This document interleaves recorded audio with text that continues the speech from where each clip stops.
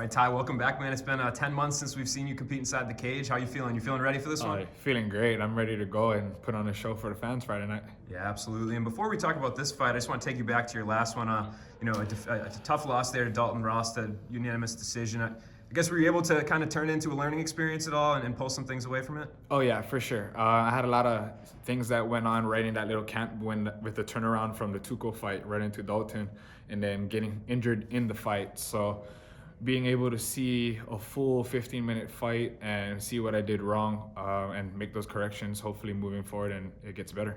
What do you think the biggest issue that you ran into in that fight was? Is there anything you're like, man, I wish I had done this differently? I wasted my energy in positions I didn't need to be in. He took my back, and he was pretty good about staying on my back, and I decided to try and punch him off of my back rather than actually trying to fight the necessary things and take those steps to get out of that position.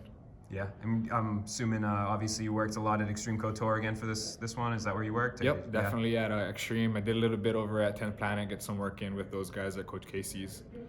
Nice. That's great, man. And you obviously, you're on the main card. You're still in the spotlight, even though you're coming off a loss. And you're fighting a 6'6" middleweight, which is he the tallest guy that you've ever fought? Oh, for sure. Yeah. Like, I sparred with like Francis Ngannou, and all those guys are like 6'4", and maybe some change, but 6'6" is a whole different story. Yeah, especially I saw him coming off the elevator, especially at middleweight too. It's like a really weird frame type. But was that specific? You're sparring with Francis for this fight to try to get that height, or is that just? Yeah. Francis doesn't have a lot of heavyweights to spar with in the gym, and then he'll go and ask the middleweights every now and then in a 205ers, and he'd be like, "No, you're going with me." Yeah. And what's that like to get in there and spar with Francis? I mean, and you can feel his presence in there, especially with his size. You almost feel like it's almost like you're in a telephone booth. Really, when you got a whole mat space, it still feels that way, especially with his power. You know, we all know what it looks like. Imagine what it feels like. So going into a sparring session with him it's like, don't know if I want to do this, you know?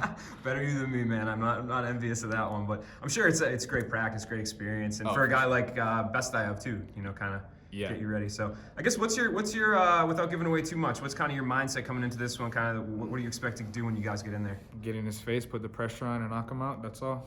That's it, man. And do you feel like at all, like, I know you're 1-2 in Bellator, but do you feel like that this is your backs up against the wall a little bit with 1-3 sounds a lot worse than 2-2, so to speak, for the promotion? I do. I've kind of put that pressure on myself. Well, I wouldn't say pressure. I've put it in my head that it's kind of almost a make or break. Maybe it's not, but to me it is. I don't want to be 5-3. To me, that's mediocre. And I'm not a mediocre fighter. I know I'm dangerous and to be in front of anybody. So my record definitely doesn't do me justice knowing that I'm 5-3 in my head.